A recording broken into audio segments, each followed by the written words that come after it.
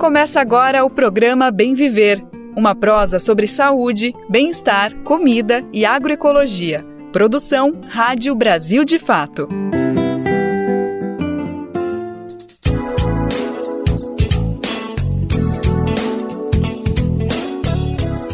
E hoje é quarta-feira, dia 30 de outubro de 2024, estamos chegando junto com mais uma edição inédita e fresquinha do Bem Viver, uma produção do Brasil de Fato. Você sabe muito bem, a gente tem um compromisso de todos os dias pôr em pauta os assuntos importantes, fundamentais para a gente pensar uma sociedade mais justa, igualitária para todo mundo. Então sim, a gente fala de agroecologia, saúde, alimentação, cultura, a gente faz questão de falar sobre tudo isso, sem deixar de lado os outros assuntos importantes que estão acontecendo em Brasília e outras capitais pelo Brasil, do mundo da política, economia, trabalho, tudo isso cabe no nosso Bem Viver. Meu nome é Lucas Weber, te acompanho nessa boa prosa que está começando agora. Se liga nos destaques que a gente preparou para hoje. O início do julgamento dos assassinos de Marielle Franco e Anderson Gomes. Vamos saber detalhes desse processo. Quais são os problemas do mercado de crédito de carbono para as comunidades tradicionais? Confira no quadro BDF Explica. A ambientalista afirma que a autoridade climática do governo Lula tem a aprender com o semiárido nordestino. Jovens de Cuba dão lição de solidariedade em meio a blackout e furacão na ilha. Recife vai sediar aula inaugural que marca a nova fase de programa de capacitação e fortalecimento das trabalhadoras domésticas no Brasil. Gente, esses são alguns, mas são vários os destaques do programa de hoje. Bora lá que ele só está começando. E começou hoje um capítulo da história brasileira que, sem dúvida, vai representar um marco de justiça para o nosso país. É o julgamento dos assassinos de Marielle Franco e o motorista dela, Anderson Gomes. São os dois ex-policiais militares, Elcio Queiroz e Rony Lessa, que estão presos desde 2019 e agora, 6 anos após o crime, que aconteceu em 18 de março de 2018, os dois vão ser oficialmente julgados com um detalhe importante: será em júri popular. Ele é formado por 7 cidadãos que não possuem graduação em Direito e que devem decidir juntos, então, a condenação dos dois acusados. É importante lembrar que o julgamento não vai tratar dos acusados de serem os mandantes do crime, né? Desde março deste ano, o ex-conselheiro do Tribunal de Contas do Rio de Janeiro, Domingos Brazão, e o irmão dele, o ex-deputado federal Chiquinho Brazão, foram acusados, então, de serem um mandante justamente pelos dois que estão presos e estão sendo julgados, Elcio Queiroz e Rony Lessa. Para entender melhor, então, a importância desse caso que começou nessa semana e deve se estender pelos próximos dias, a gente tem o prazer, a honra de receber a diretora executiva do Instituto Marielle Franco, Lígia Batista. Antes de tudo, Lígia, muito obrigado por atender o Brasil de Fato num momento tão importante, tão tenso dessa história, mas tão importante também te ouvir o Instituto. Então, obrigado pela tua disponibilidade para falar com a gente, viu?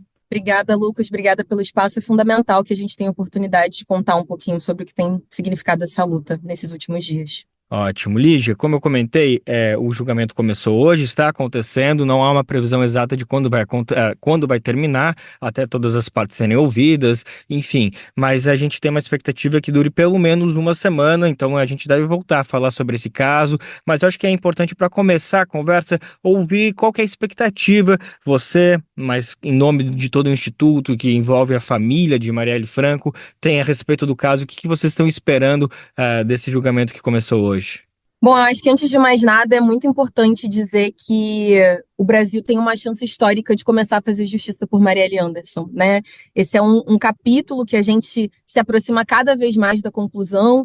Então, a nossa expectativa é, claro, de sairmos vitoriosos desse processo, porque a gente entende que ele não diz respeito, inclusive, só à justiça por Marielle Anderson, ele diz respeito a gente conseguir avançar na luta por justiça pela atuação de defensores de direitos humanos, pela luta de familiares de vítimas de violência desse Estado, né, no enfrentamento à violência política de gênero e raça que atravessa a realidade da política institucional no Brasil. Então, esse caso ele é simbólico, ele é sintomático de muitas maneiras. Nossa expectativa é, de fato, de que esse momento do júri popular seja um momento para a gente ter finalmente uma resposta contundente sobre essa violência e de que o Estado brasileiro comece a se posicionar de forma muito intencional sobre a necessidade da gente responsabilizar aqueles que acreditam que a violência política é o caminho num contexto democrático, né? Que a gente precisa, de fato, superar essa realidade.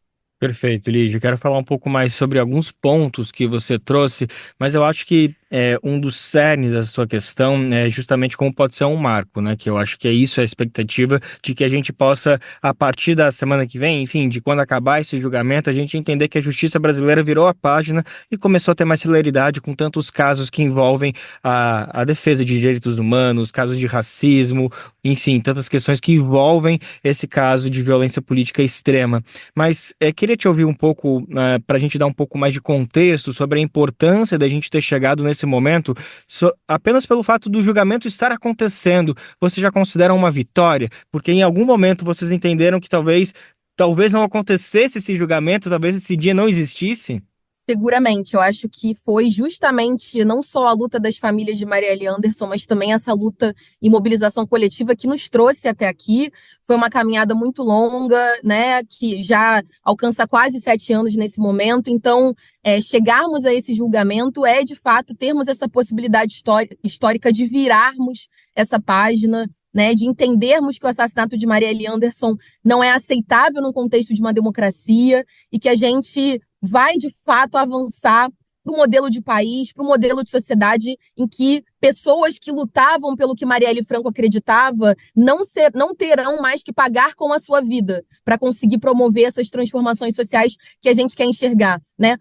Transformações sociais para mudar a vida de pessoas negras, de mulheres, para mudar a realidade de desigualdade que a gente enfrenta todos os dias.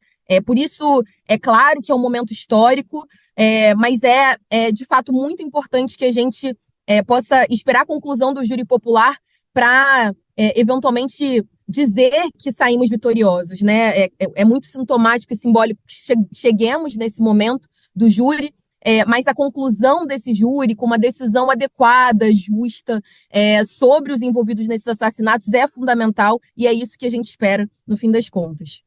Ótimo. Lígia, falando um pouco mais agora do júri popular, que foi uma decisão que surpreendeu de alguma maneira, era uma batalha de algumas pessoas envolvidas. Queria ouvir um pouquinho de como que vocês avaliaram essa decisão de fato ser um júri popular, que não é algo muito comum no Brasil, né? A gente conhece mais isso até por filmes que a gente vê acompanhando, principalmente filmes de fora do Brasil, mas de fato o que a gente conhece normalmente é uma decisão monocrática de algum juiz. Agora a questão é que são 7 pessoas que não têm formação em direito, são 7 pessoas que, enfim, vão estar avaliando a partir da percepção que elas têm. De que maneira isso é importante ou pode trazer algumas peculiaridades para esse julgamento? Bom, o júri popular ele é uma instância muito desafiadora, justamente pelo que você traz, né? São jurados que são escolhidos aleatoriamente na nossa sociedade, não são pessoas necessariamente com um contexto de formação jurídica, e eles são aplicáveis justamente em casos de crimes contra a vida.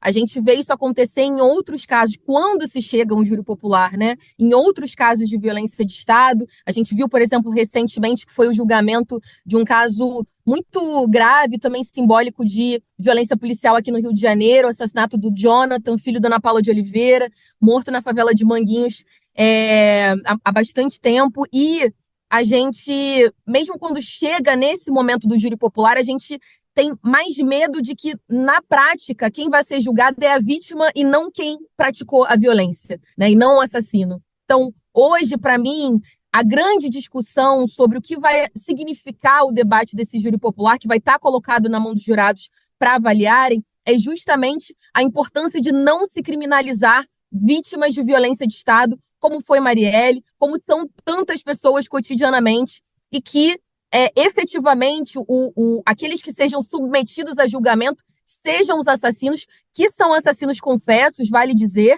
Então a gente chega também com uma leitura de que esse júri é um júri que tem que avalizar o que já é um posicionamento dos próprios envolvidos nesse crime. Eles mesmos já se colocam reconhecendo a sua responsabilidade. Então é fundamental que a conclusão desse processo não gere qualquer tipo de revitimização para essas famílias, não fortaleça a criminalização de Marielle nem de Anderson e que, efetivamente, esse posicionamento dos réus, que são réus confessos, seja referendado ali pelos jurados que se envolverem nesse caso. Perfeito. Lígia, eu queria, enfim, ouvir um pouquinho de um apanhado de toda a luta que não só o Instituto Marielle Franco, toda a família, todas as pessoas próximas encamparam nesses 6 anos, porque, como você mesmo estava comentando, infelizmente a violência policial, a violência de forma geral contra pessoas negras, contra as pessoas faveladas, especialmente no Rio de Janeiro, mas a gente pode falar no Brasil de uma maneira geral, é uma realidade que acontece, os crimes seguem impunes, a gente vê muitos casos se prescrevendo, esquecendo, sendo esquecidos pela própria população. Felizmente não é o caso desse, a gente vê uma comoção nacional, as pessoas estão envolvidas, querendo saber, indo atrás, cobrando justiça. A gente está tendo uma manifestação super importante em frente ao julgamento, em frente ao Tribunal do Júri nesse momento. Isso é algo histórico importante. Então eu queria te ouvir um pouquinho a que se deve, a que se atribui essa comoção nacional, toda essa atribuição, toda essa luta para que o caso chegasse nesse ponto tão importante de ser um marco na justiça. Para onde a gente precisa olhar e celebrar para que esse caso não tenha sido esquecido como tantos outros, infelizmente, acontecem? Eu acho, Lucas, em primeiro lugar, que o papel da família, das famílias de Marielle Anderson foi fundamental ao longo desses últimos anos. Sem que essas famílias tivessem, de fato, perseverado e continuado a caminhar nessa luta, nada disso seria possível. Talvez a gente não tivesse nessa posição que a gente chega hoje, com esse júri que se inicia. Então, celebrar a continuidade, a resiliência da luta dessas famílias é muito importante. Mas, ao mesmo tempo, é também importante dizer e reconhecer que o assassinato de Marielle Franco ele acontece num contexto político bastante particular, né? Um contexto em que a gente vê, lá em 2018, uma guinada da extrema-direita, em que a gente vê um aprofundamento da polarização política no país, em que a gente vê, inclusive, no Rio de Janeiro, um processo muito sensível, que foi o da intervenção federal na segurança pública do Estado do Rio. E mesmo diante desse cenário muito adverso, né, a gente tem o assassinato de uma mulher, que é uma mulher preta, favelada, eleita com 46 mil votos. Teve uma votação muito expressiva para uma primeira campanha eleitoral. E ainda assim ela é assassinada pelo que ela defende, né, pouco mais de um ano e pouco ali do início do seu mandato. Então é muito significativo porque a gente está falando sobre uma mulher que vem das camadas populares, uma mulher que vem de um histórico de muita luta para conseguir alcançar o que alcançou na vida, e que ainda assim, mesmo alcançando um espaço de poder, tem a sua vida atravessada por essa violência. Por isso eu acho que existe uma comoção popular para dizer que não é mais como Marielle, que alcançam, apesar de todos os desafios, esses espaços de poder, que a vida dessas pessoas seja atravessada, né? Que elas não possam fazer sua caminhada devidamente, que a gente nutra um sentimento de que, num contexto democrático, isso é aceitável. Isso não é aceitável. Então, acho que as famílias têm feito esse chamado, organizações da sociedade civil têm feito esse chamado para que a gente não se esqueça desse caso e para que a gente entenda que a luta por justiça por Marielle Anderson é muito mais ampla do que justiça para essas famílias, que já é muito significativo. Mas é justamente como a gente comentava, dizer sobre o enfrentamento das desigualdades históricas que essas populações vivem num país como o nosso há tanto tempo, né? Eu acho que as pessoas têm esse sentimento que querem canalizar de alguma forma de resignação mesmo, de que não dá para aceitar que, independente da posição que a gente esteja, a gente tenha que ser atravessado pela violência, como Marielle Franco foi. Então, eu acredito que essa mobilização coletiva ela é atravessada por todos esses fatores. E, seguramente, o contexto político ele influencia, né, nesse processo. Acho que a gente está num momento positivo para que esse caso avance e é importante também celebrar que o contexto político, de alguma forma, contribuiu mais recentemente para que a gente conseguisse avançar com as investigações e que se chegasse, de fato, ao agendamento do júri popular. Perfeito. Essa é a Lígia Batista, ela é diretora executiva do Instituto Marielle Franco, e a gente está falando sobre esse marco histórico da justiça brasileira, que é o início do julgamento do júri popular de Écio Queiroz, Rony Lessa, assassinos confessos da vereadora Marielle Franco e do motorista Anderson Gomes. O caso começa hoje, deve se estender pelos próximos dias.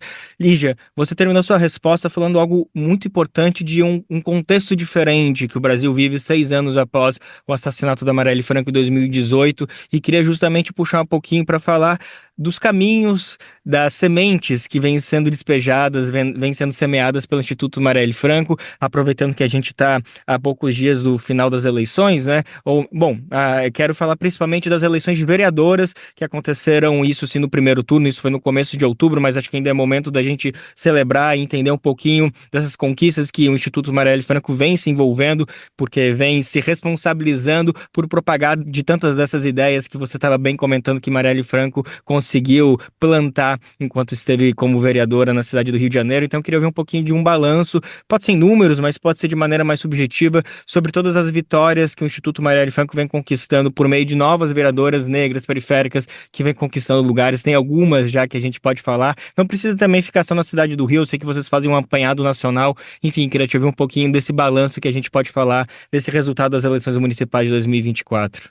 Fundamental, Lucas. Inclusive, até aproveito o gancho em que a gente fala sobre sementes para destacar a importância de todas aquelas pessoas que se identificam enquanto sementes de Marielle, para chegarem junto com a gente nas mobilizações do dia 30 de outubro. Estaremos no Amanhecer por Marielle Anderson, em frente ao Tribunal de Justiça aqui do estado do Rio de Janeiro. Então, todos aqueles e aquelas que quiserem estar conosco nesse momento, demonstrando solidariedade, mas também demonstrando que a sociedade está vigilante sobre esse caso, são todos muito bem-vindos e bem-vindas. E também no dia 31 de outubro, começando por volta das 6 horas da noite, também aqui no Rio de Janeiro, no Buraco do Lume, no centro do Rio, a gente vai ter uma aula pública com convidados muito especiais. Então, a gente quer convidar todos os ouvintes e todas as pessoas que estão acompanhando essa conversa nossa para estarem com a gente aqui no Rio de Janeiro.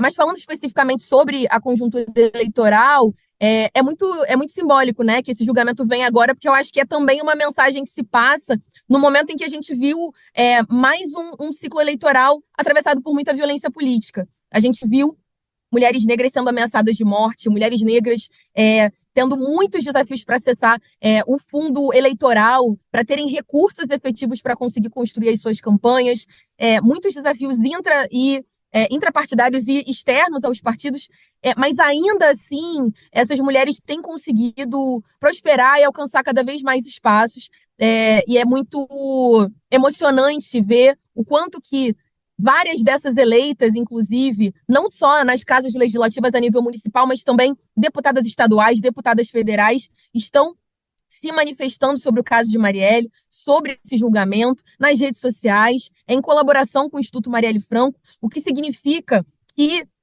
a luta por Marielle, ela não vai se encerrar com essa violência, né? As ideias de Marielle continuam muito vivas e essa rede que se consolida de novas eleitas ou de reeleitas que traçam um caminho que quer levar adiante o legado de Marielle Franco na política ainda é muito forte. A gente, esse ano, teve um engajamento muito positivo de pessoas candidatas à nossa agenda Marielle Franco, que é esse nosso manifesto político que consolida ali algumas propostas de política pública, algumas propostas para mandatas eleitas, e a gente tem a segurança de que a chegada dessas companheiras a esses espaços de poder vai traduzir uma luta muito mais fortalecida por transformação social, assim como Marielle acreditava, e é fundamental que essas sementes continuem se espalhando pelo Brasil, inclusive pelo mundo. E a gente tem visto essa luta por Marielle alcançar outros países, o que é muito impressionante, muito significativo para essa caminhada. Sem dúvida alguma, sem dúvida alguma. Lígia, só para fechar nossa entrevista, eu sei que seu tempo está contadíssimo, mas só queria te ouvir uma palavra sobre como está a Marinete da Silva, né, a mãe de Marielle Franco. Enfim, imagino que vocês estão com um contato, com uma atenção especial, porque obviamente não está nem um pouco fácil para ela. Esses anos não foram fáceis, mas eu acho que nesse momento de tanta atenção deve estar ainda mais difícil. Então, só uma palavrinha, uma frase de como vocês estão lidando, como que ela está, só para a gente poder, enfim, emansar uma energia para tudo ficar mais em paz, para ela poder passar por esse momento tão difícil com um pouco mais de tranquilidade. Com certeza. Eu acho que não só a Dona Marinette, mas Aniele Franco, Yara Franco, São Antônio, Mônica Benício, que é viúva de Anderson Gomes, todos esses familiares hoje têm demonstrado uma resiliência, uma força muito impressionante. Acho que seguem todos muito firmes nesse momento, que é um momento de muita dor, mas um momento também de muita esperança nos resultados desse julgamento. Então, acho fundamental que essa solidariedade, essa energia positiva, ela de fato seja emanada por todas as pessoas que entendem a importância desse júri, porque, de fato, como a gente comentou, essa luta é coletiva, essa caminhada é coletiva, e faz muita diferença que cada um e cada uma de nós estejamos caminhando ao lado dessas famílias, né? Todos estão muito apreensivos com os resultados do julgamento, mas, ao mesmo tempo, confiantes de que a gente vai sair vitoriosas, né, de mais esse capítulo. Perfeito. Essa foi Lígia Batista, diretora executiva do Instituto Marielle Franco. A gente falou sobre o início do julgamento do júri popular contra os ex-policiais militares Écio Queiroz e Rony Lessa, assassinos confessos de Marielle Franco e o motorista Anderson Gomes, que aconteceu em 18 de março de 2018. Lígia, mais uma vez, muito obrigado pela atenção. Esse assunto começou hoje, a gente vai seguir acompanhando todos esses passos do julgamento. Contamos com o apoio do Instituto para também entender melhor o que a gente precisa ver desse caso emblemático, mas que já começa sendo um marco de justiça no país. Então, obrigado mais uma vez pela atenção, viu? Obrigada demais, Lucas, e a gente segue em contato e na luta. Você está ouvindo o programa Bem Viver, uma prosa sobre saúde, bem-estar, comida e agroecologia. E a gente aproveita para compartilhar um recadinho que vem do fundo do coração de toda a equipe do Brasil de Fato. É que a gente precisa da sua colaboração para continuar produzindo conteúdo de qualidade, com todo o rigor jornalístico que você já conhece e confia. Nosso trabalho é e sempre será trazer a visão popular dos fatos, tanto no Brasil quanto no mundo. E você pode nos ajudar por meio do nosso Apoia-se, contribuindo com o valor que for possível, que estiver no seu alcance. Assim você se junta a quem luta contra a desinformação e constrói um futuro melhor para todos e todas. Gente, é só acessar apoia-se/Brasil de Fato, apoia.se/Brasil de Fato. O link também está disponível na descrição desse episódio nas plataformas de podcast. Brasil de Fato, uma visão popular do Brasil e do mundo. Leia e ouça as informações que mais interessam no seu dia. Política, economia, direitos humanos, cotidiano, saúde e cultura, tratados com pluralidade e diversidade. Jornalistas, articulistas e movimentos populares reunidos em um só veículo. Esse é o Brasil de Fato. Conteúdos em texto, áudio e vídeo que informam e contribuem na luta por uma sociedade mais justa e fraterna. Quer ficar por dentro? Então acesse brasildefato.com.br.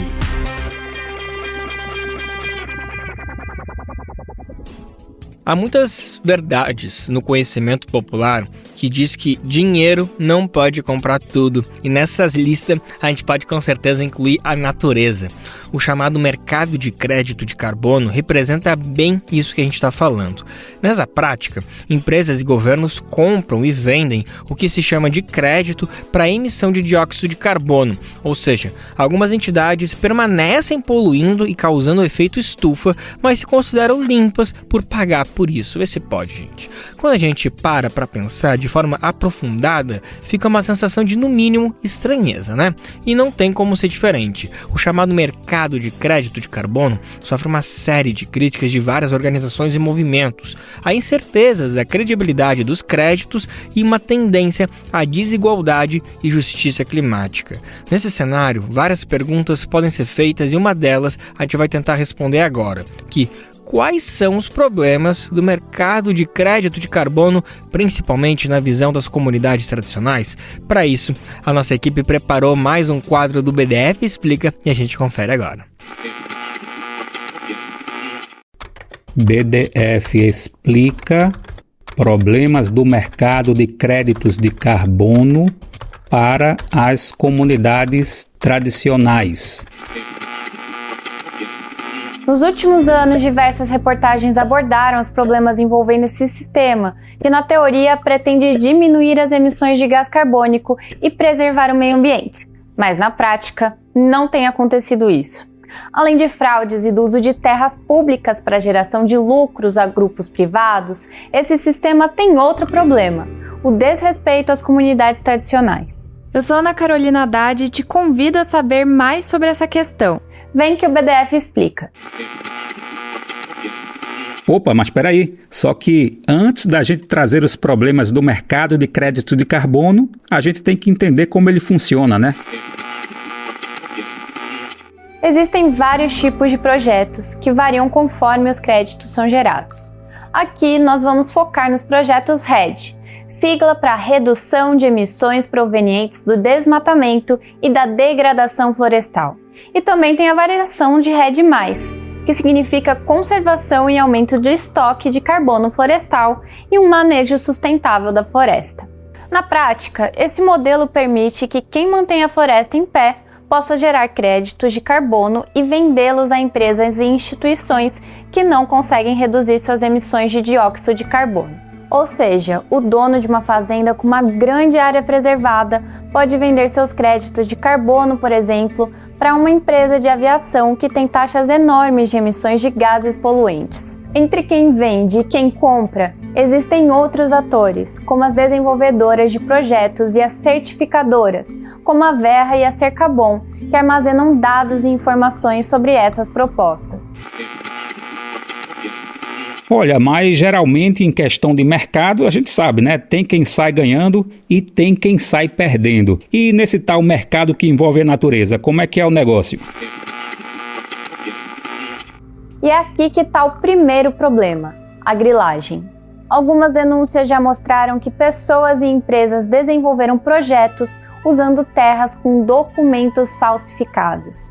Em muitos casos, esses territórios são ocupados por agricultores, extrativistas e outros povos das florestas que sequer são informados sobre o desenvolvimento de um projeto onde vivem e tiram seu sustento. E esses projetos podem trazer problemas até se forem feitos junto às comunidades. Isso porque eles interferem no modo de vida das pessoas que fazem uso sustentável de recursos da floresta. Os contratos de projetos REDD podem variar de 30 a 50 anos. Nesse período, o manejo da terra fica submetido às normas do documento. E quando o projeto estabelece que uma área não poderá ser alterada por muitos anos, por exemplo, ele limita as atividades tradicionais, como os roçados. Por fim, muitos desses projetos pecam pela falta de transparência com as comunidades envolvidas, como ribeirinhos, extrativistas, indígenas e pequenos agricultores. As empresas chegam no território fazendo promessas e depois não dão o devido retorno sobre o pagamento aos moradores. O que não faltam são relatos de comunidades coagidas a assinar contratos, mesmo sem compreender todas as cláusulas ou até promessas de pagamentos que nunca chegaram. E é importante lembrar que a consulta livre, prévia e informada é um direito dos povos indígenas e das comunidades tradicionais, estabelecido pela Organização Internacional do Trabalho na Convenção 169. Ou seja, essas populações devem ser ouvidas, principalmente quando uma decisão pode afetar as suas vidas. Então bora nessa! E como é que a gente pode espalhar ainda mais essa notícia, hein? Aqui no Brasil de Fato, vamos cumprir sempre a nossa missão de cobrir o meio ambiente como ninguém, priorizando e dando luz às pautas das comunidades tradicionais e dos povos originários. Até porque deu para perceber que fica complicada essa lógica de mercado da natureza, né? Para que esse jornalismo continue existindo, você também precisa fazer a sua parte. Apoie o nosso jornalismo e lute com o Brasil de Fato. Confira mais em brasildefato.com.br. Até a próxima! A prática do mercado de crédito de carbono deixa ainda mais nítida uma espécie de amnésia na nossa civilização. É como um esquecimento coletivo de que a própria natureza preservada teria as respostas para a nossa sobrevivência. Apesar da solução bem óbvia, o problema é que a gente segue há tempos pelo sentido contrário. Há uma ideia de que apenas com o tecnicismo e a visão mercadológica a gente poderia resolver a questão ambiental. E para piorar, essa visão moderna ainda destrói as práticas e saberes de quem mantém viva essa solução com a natureza. O meio ambiente permanece em pauta aqui no Bem Viver e agora com destaque para o nosso semiárido brasileiro. Para o ambientalista Carlos Magno, na autoridade climática do governo Lula, tem muito a aprender com esse território do país. Para o planeta, as altas temperaturas e o calor extremo marcam o avanço das mudanças climáticas, mas esse cenário não é novidade no clima do semiárido brasileiro, localizado quase totalmente na região nordeste do país. Há décadas, organizações sociais atuam em defesa do meio ambiente e por formas de adaptação climática. Elas criaram, inclusive, o conceito de convivência com o semiárido. Em rede, essas organizações fundaram a ASA, Articulação Semiárido Brasileiro. Ela reivindica a participação e poder de incidência na construção da autoridade climática no Brasil. Ela foi anunciada pelo presidente Lula em setembro como medida de combate aos incêndios florestais do país. Você deve lembrar desse pronunciamento do presidente. Para compreender a convivência com o semiárido, o programa Trilhas do Nordeste conversou com Carlos Magno. Ele é coordenador do Centro Sabiá, uma organização que atua com agroecologia há mais de 30 anos em Pernambuco. A entrevista foi feita pela repórter Helena Dias, do Brasil de Fato Pernambuco, e ela começou perguntando como surgiram as propostas de convivência para um semiárido. A convivência com o semiárido, eu diria assim, que ela nasce do próprio povo do semiárido e da sua perspectiva de sobrevivência. Porque conviver com o semiárido não é nada mais do que usar os recursos disponíveis naquele território para continuar uma reprodução da vida daquele lugar. Então, a gente, obviamente que a gente passa a usar esse termo convivência com o semiárido em 99, na criação da ASA, um pouquinho antes, ali no final dos anos 80, com a criação do Fórum Seca, aqui em Pernambuco, que reuniu um conjunto de organizações, inclusive o Centro Sabiá. Esse termo também é cunhado em contraposição a um termo que era usado pelo governo durante todos os anos 50, 60, toda essa época da ditadura militar, que se chamava combate à seca. Todas as políticas que vinham do Estado, eles vinham com esse carimbo, políticas de combate à seca, como se fosse possível combater a seca, né? Como se a seca não fosse um fenômeno natural.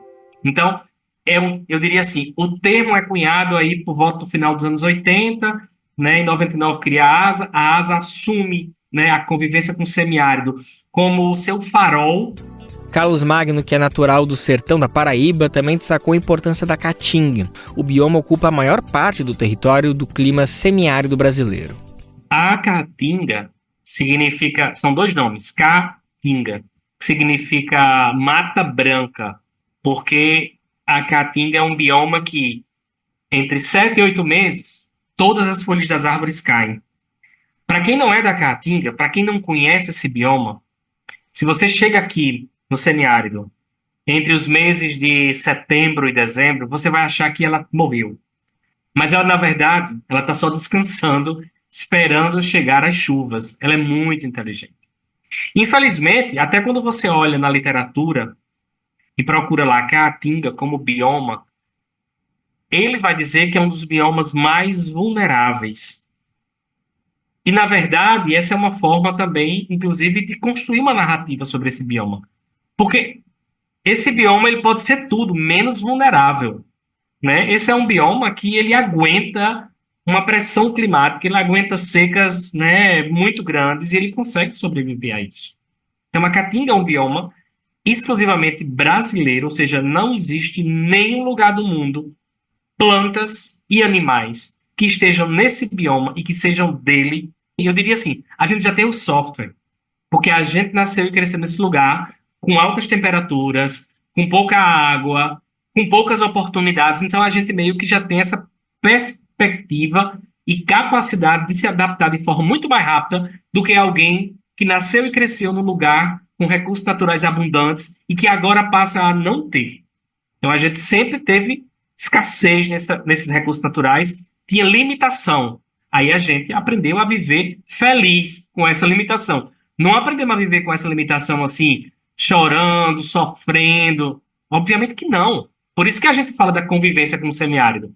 A gente aqui no semiárido, a gente come coisas diferentes, a gente dorme de forma diferente, a gente dança diferente, a gente fala diferente, ou seja, nós somos diferentes mesmo. Porque nós somos de um outro lugar. Os biomas, a natureza, molda também os seres humanos. Em setembro desse ano, Carlos Magno participou da Semana do Meio Ambiente em Nova York. Ele comentou melhor como foi o evento e a participação dele. Helena, eu fiz uma proposta e eu fiz uma provocação dizendo assim, olha, o ano que vem nós vamos fazer a Caatinga Climate Week, que é New York Climate Week, que é mimetizar o nome da Semana do Clima e fazer a Semana do Clima da Caatinga. Porque a ideia era dizer o seguinte, nós queremos, vocês estão aqui em Nova York, gastando milhões em emissão de carbono, em dólar, o que seja, para vir para cá discutir soluções de problemas que nós estamos enfrentando lá. Então, que tal ir fazer lá onde a gente está enfrentando o problema e escutar o que a população daquele lugar está enfrentando esse problema?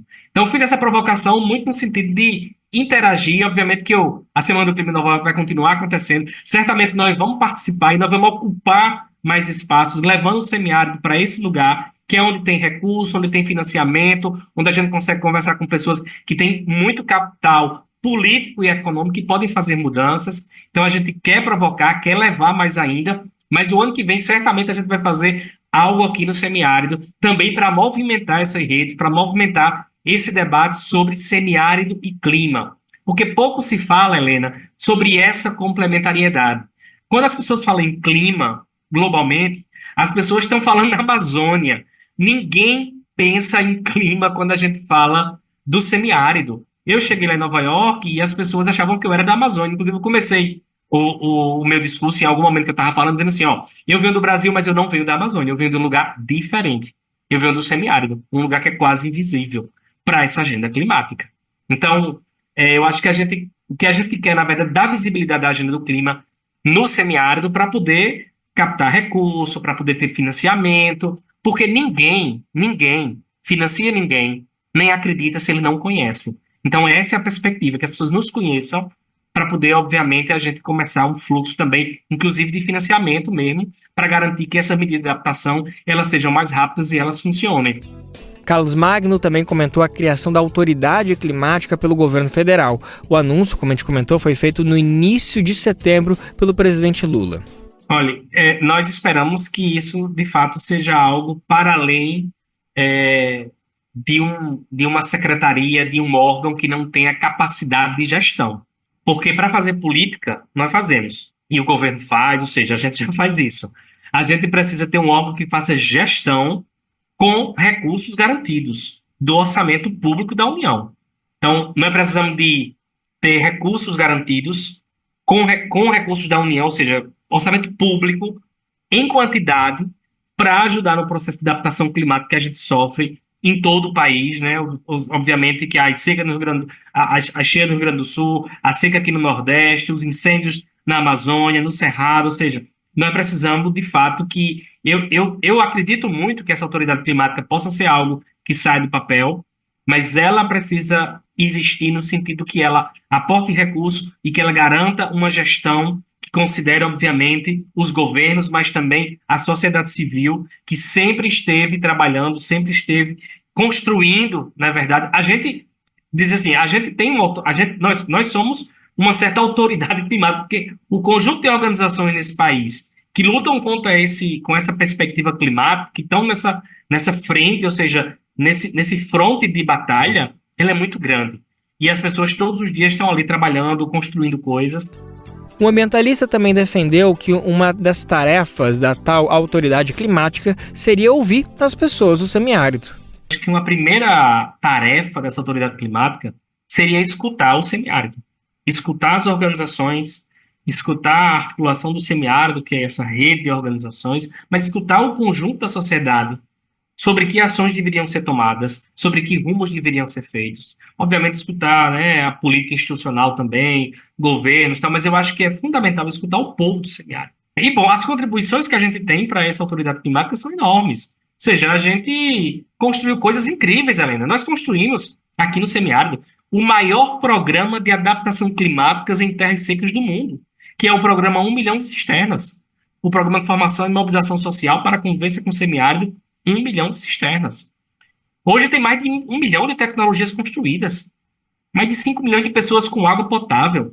Antes, 50 anos atrás, mulheres que caminhavam 10, 15 quilômetros, crianças que morriam antes de completar 1 ano. Eu disse isso da última vez, que assim, quando eu nasci, há exatamente 44 anos atrás, em 1980, no sertão da Paraíba, só naquele ano, no meu estado, morreram 10 mil crianças antes de completar 1 ano de idade. Hoje nenhuma morre por conta de água contaminada, que a gente construiu mais de 1 milhão de cisternas no semiárido inteiro. A gente mudou essa paisagem. O Trilhas do Nordeste é o programa semanal de entrevistas do Brasil de Fato Pernambuco. Ele vai ao ar sempre às segundas-feiras, às 7h45 da noite, nos canais da Rede TVT. Ele também vai ao ar no canal do Brasil de Fato Pernambuco no YouTube. Confere lá que são sempre prosas imperdíveis e importantes, não só para a região Nordeste, para o Pernambuco, mas para todo o país. Se alimentar como um ato político e comida sem veneno? O Armazém do Campo reúne as duas coisas com a agricultura familiar orgânica e agroecológica dos assentamentos da reforma agrária. São várias lojas espalhadas pelo Brasil com produtos do Movimento Sem Terra, MST, além de atividades culturais, cafeteria e almoços coletivos. Encontre o Armazém do Campo mais próximo de você pelas redes sociais e venha! Traga sua família e amigos para conhecer um novo jeito de comer bem. Você está ouvindo o programa Bem Viver, uma prosa sobre saúde, bem-estar, comida e agroecologia. Gente, bora compartilhar aquela notícia que nos enche de orgulho. O Bem Viver faz parte de uma rede incrível de parceiros e parceiras que retransmitem o nosso programa por todo o país, todos os dias. A gente aproveita até para mandar aquele abraço especial para todo mundo que faz essa articulação acontecer.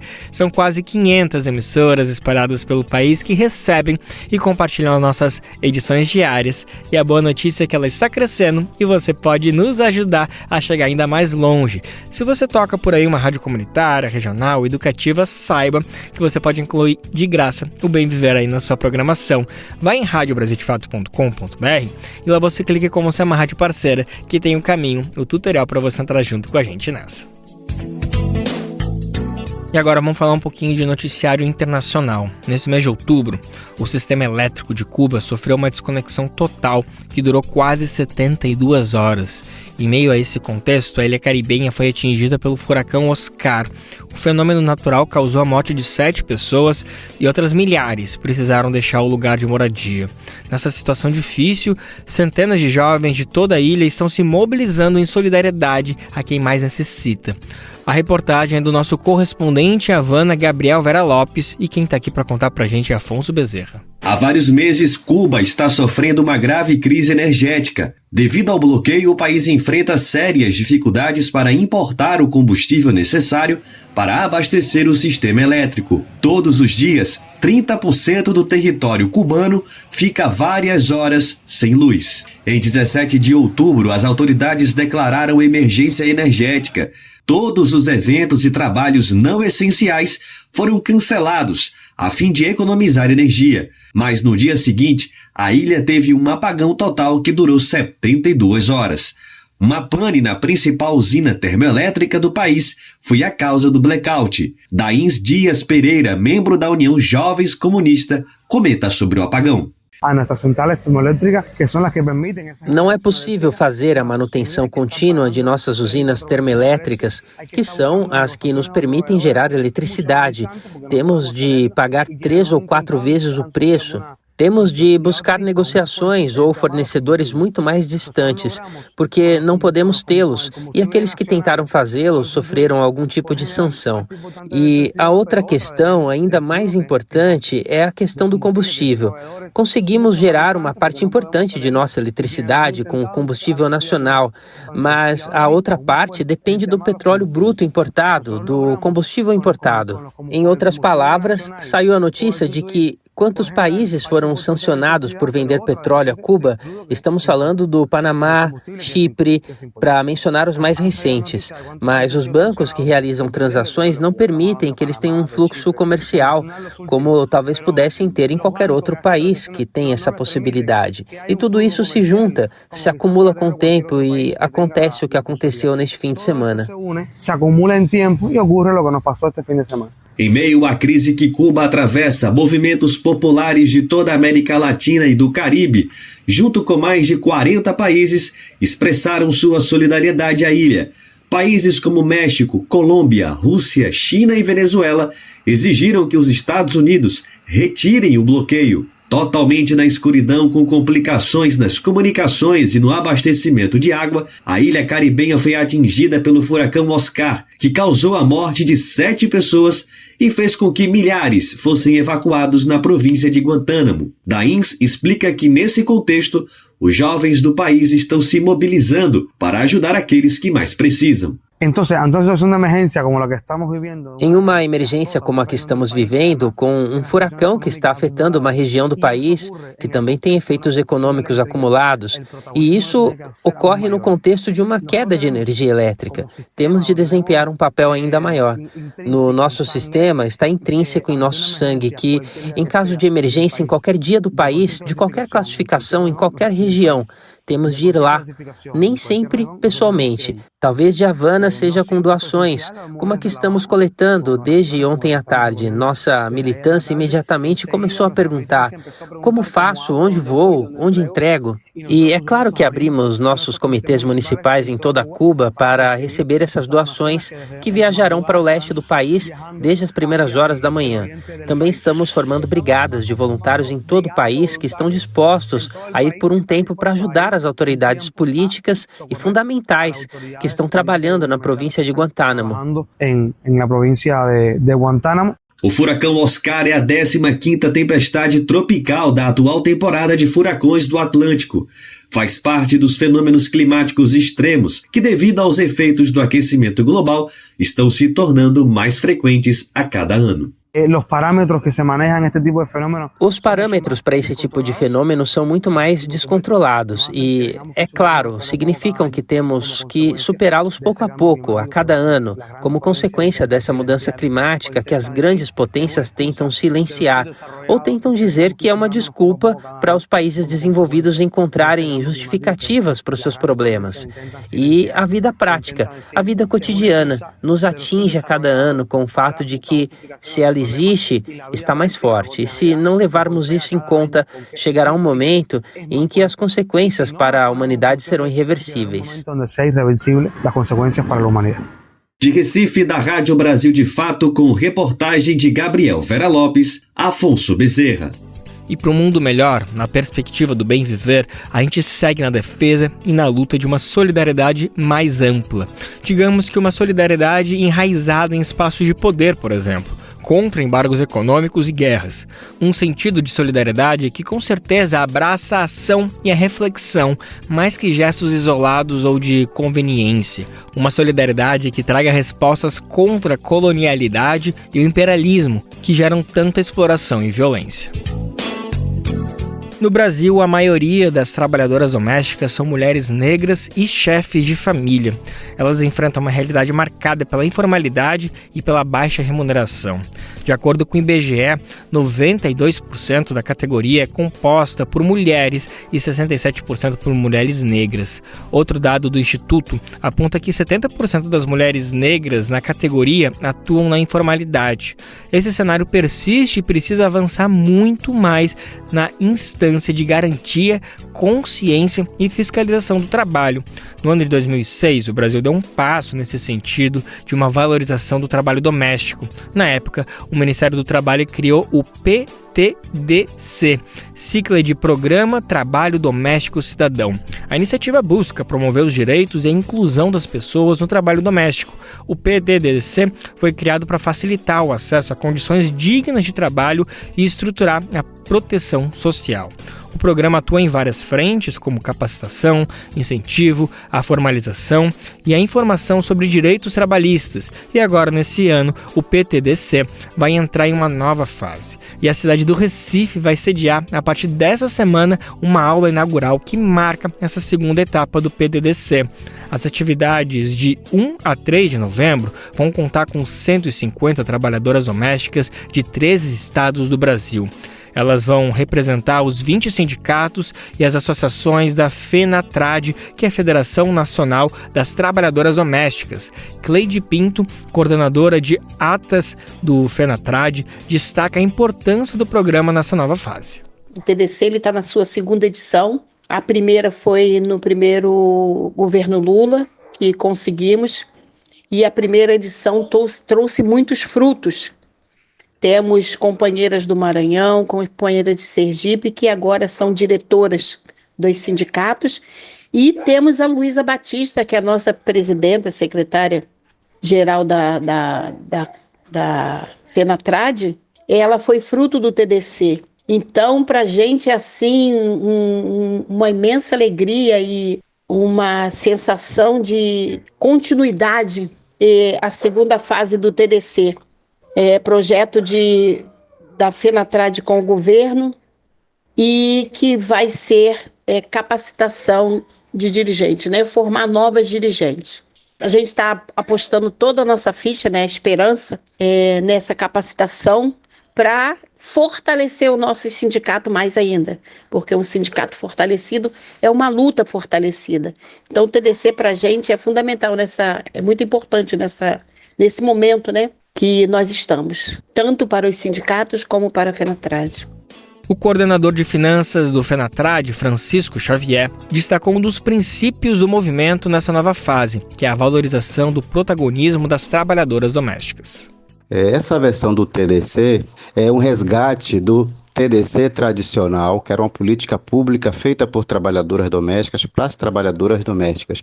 Nessa versão, a gente resgatou e está com a formação de novas lideranças que vão fazer a diferença no enfrentamento às diversas dificuldades e obstáculos que o trabalho doméstico enfrenta no Brasil nos dias atuais.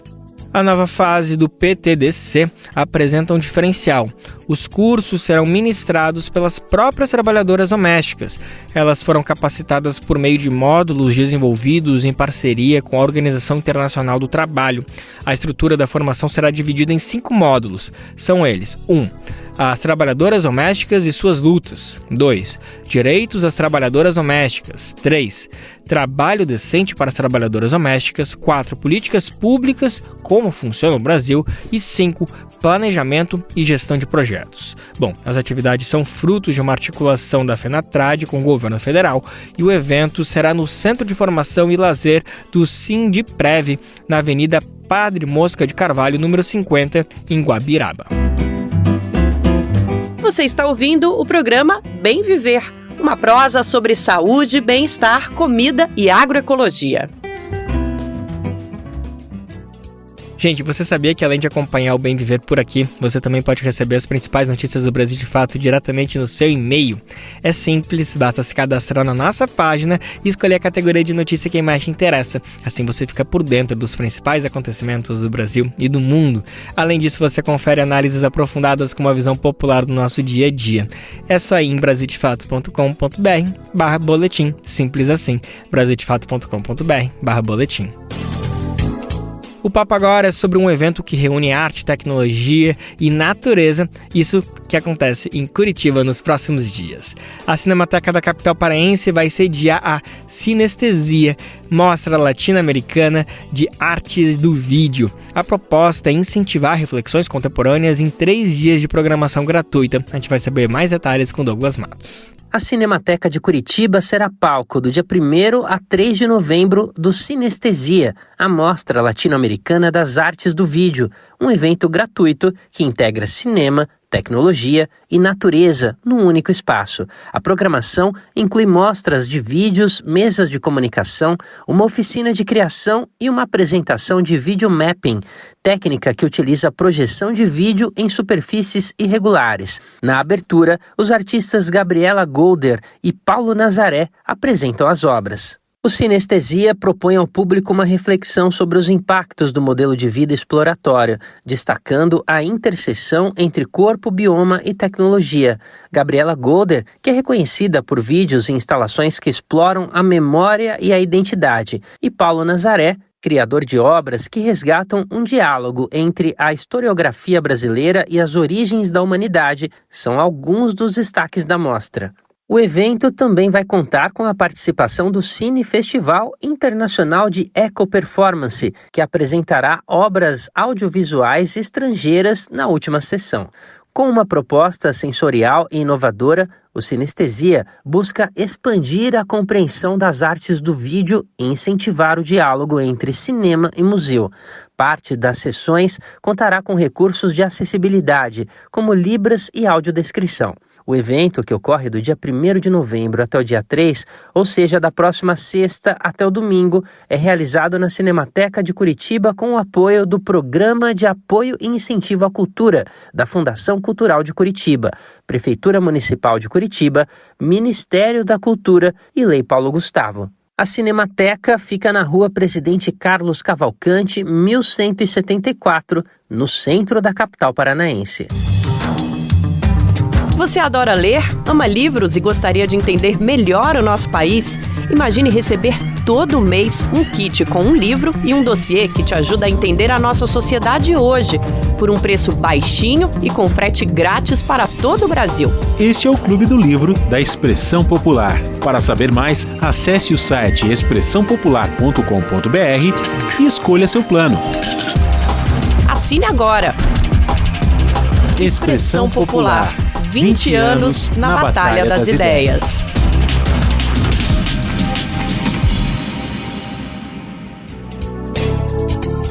Agora vamos falar sobre um intercâmbio de cavaquinho que será realizado no Festival de São João del Rei.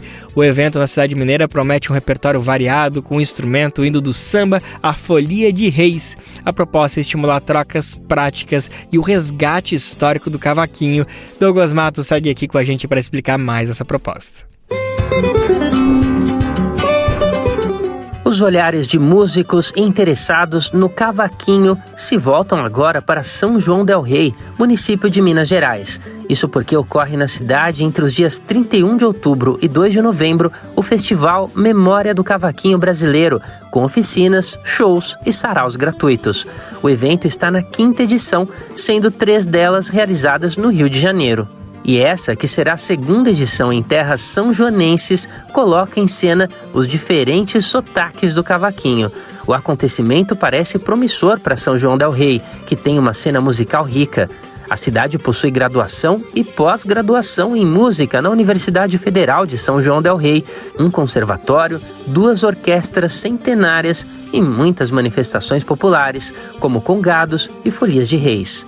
A entrada do cavaquinho no ambiente acadêmico e a criação do festival estão intimamente ligados, uma vez que o idealizador do evento, Pedro Cantalice, foi o primeiro bacharel em cavaquinho do país em 2018, graduado pela UFRJ, a Universidade Federal do Rio de Janeiro, a primeira do mundo a criar um curso para esse instrumento. A UFRJ, aliás, oferta 2 vagas por ano para formação em cavaquinho e que nem sempre são preenchidas. Questões burocráticas do ambiente universitário contrastam com a natureza popular do cavaquinho, na opinião do próprio Cantalice, resultando em poucos músicos que se dediquem de fato a estudar o instrumento de forma acadêmica. O Brasil tem uma história de mais de 100 anos de cavaquinho, desenvolvendo uma escola nova chamada Cavaquinho Brasileiro. O instrumento, que veio da Europa, se transformou tanto na forma de tocar quanto na sua forma de construção. Dentro desse novo perfil de cavaquinistas brasileiros, é possível observar a presença de mulheres em um universo que era majoritariamente masculino. Além disso, o choro brasileiro teve grandes nomes de musicistas, como Chiquinha Gonzaga e Tia Amélia Brandão Neri, as 2 pianistas e compositoras. Na programação do festival Memória do Cavaquinho, 2 mulheres participam dos saraus, Cissa do Cavaco e Bruna Takeuchi, além de outros nomes importantes do cavaquinho brasileiro. A entrada é gratuita. As informações e a programação completa estão disponíveis na versão online dessa reportagem no site do Brasil de Fato. Também é possível acessar o Instagram do festival ou o site Memória do Cavaquinho, www.memoriadocavaquinho.com.br. Da Rádio Brasil de Fato, com reportagem de Samuel Rabai e Rafaela Dota, em São João del Rei, Minas Gerais. Locução, Douglas Matos.